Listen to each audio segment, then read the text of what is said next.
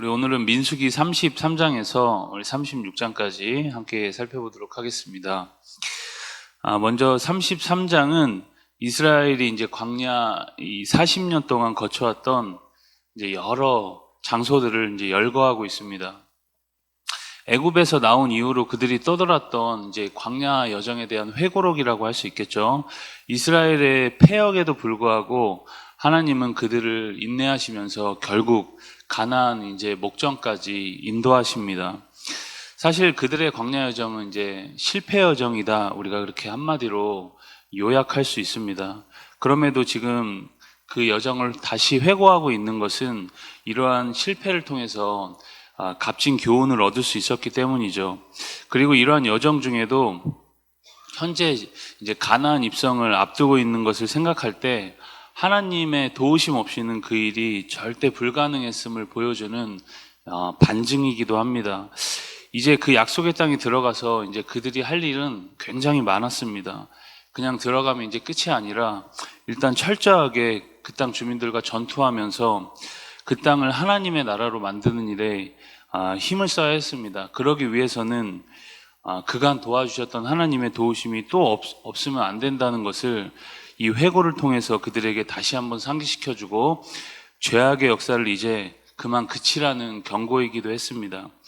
50절부터는 가나안 땅을 이제 제비 뽑는 장면들이 등장합니다. 34장으로 가시면 34장은 이제 가나안 땅의 경계들을 알려주고 계시죠. 그리고 그 땅을 나눌 때 이제 대제사장 엘르아살과 지도자 여호수아가 그 일을 맡아서 진행하게 됩니다. 각 지파 지휘관들에게 제비 뽑아 기업을 이제 분배받게 했던 것이죠. 그래서 34장 16절부터는 이제 9지파 반을 대표하고 있는 그 10명의 지휘관들의 이름이 이제 기록되어 있습니다. 그중 우리가 잘 아는 여호수아와 갈렙도 지휘관으로 포함되어 있죠. 구약 시대의 이스라엘 백성이 이 하나님께 받을 이제 기업, 땅이라는 기업, 분배, 이 기업은 선물의 개념을 가진 땅이었습니다. 그렇다면 이 기업이 상징하는 바가 뭘까요? 영적인 의미에서 보면 이제 하나님 나라라는 것이죠. 그 안에는 많은 것들이 포함되어 있습니다. 성경에는 하나님 나라를 이제 유업이라고 칭하면서 상속받을 기업이라고 이야기를 합니다. 성경에서 말하는 기업은 우리의 권리나 또 우리가 행한 것에 대한 어떤 보상이 아닙니다. 오직 하나님께서 주권 가운데 자기 백성에게 주시는 이제 은혜로운 선물이라는 것이죠. 그래서 여러분 이 기업을 우리는 은혜의 선물이라고 이야기할 수 있습니다. 그런데 민수기에서 보듯이 이 기업은 선물이기도 했지만 믿음으로 또 그들이 적극적으로 취해야 하는 그런 땅이기도 했다는 것이죠.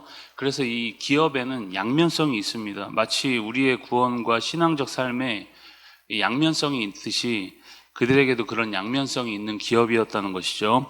우리 35장으로 가시면 35장은 이제 두 가지 주제를 다루고 있습니다. 모두 레위 지파와 관련된 것이지만 이스라엘 모든 백성과 관련된 이야기이기도 합니다. 1절에서 8절까지 레위 사람들에게 주시는 성읍과 목초지에 대한 말씀입니다. 그런데 레위 지파는 실제적인 기업을 분배받지는 못하죠. 그 말은 그들이 살 집이나 가축을 먹일 목초지나 그 어떤 것도 가지지 못했다는 이야기는 아닙니다. 레위 지파도 살아갈 집이 필요했고 그들이 가진 가축을 먹일 그런 땅도 필요했습니다.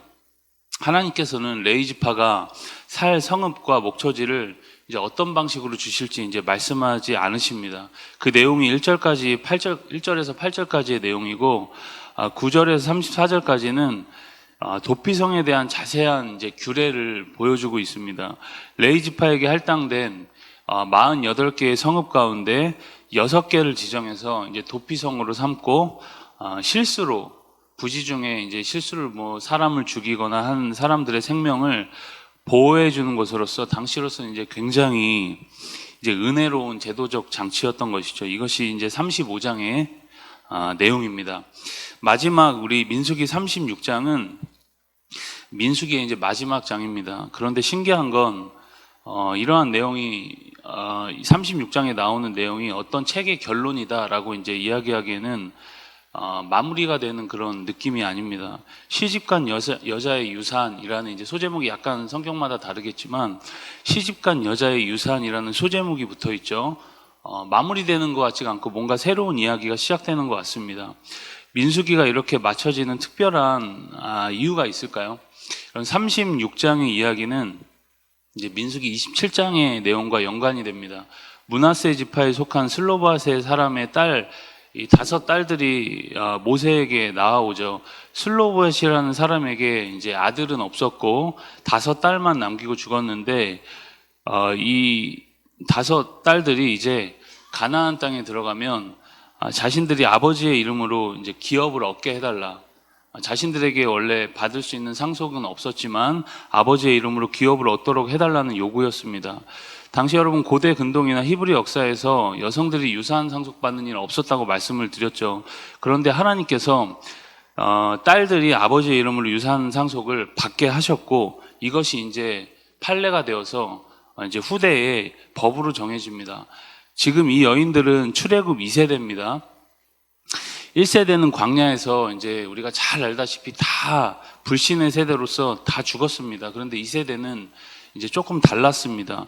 곧 있으면 누리게 될 가나안 기업에 대한 관심이 굉장히 많았고 그것을 이제 믿음으로 바라보는 조금은 다른 세대였습니다.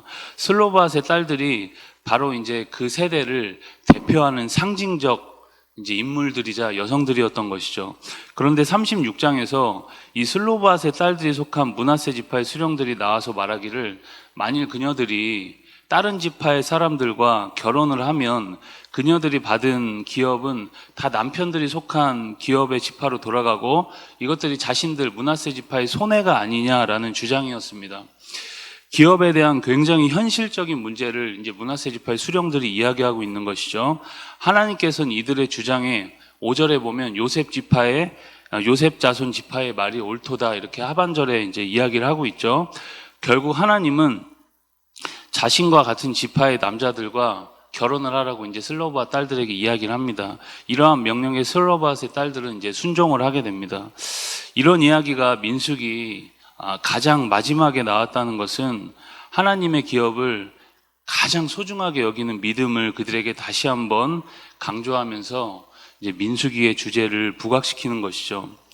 여러분 오늘 우리 삶에도 하나님께서 약속하신 많은 기업들이 있습니다. 우리가 그것들을 소중히 여기면서 오늘도 우리에게 주어진 날을 승리로 채우는 아름다운 복된 주님의 날이 다 될 수 있길 주의 이름으로 축복합니다. 우리 민수기 33장에서 36장까지의 말씀을 경청합니다. 주의 말씀은 내 발의 등이요 내 길의 빛이니이다. 아멘.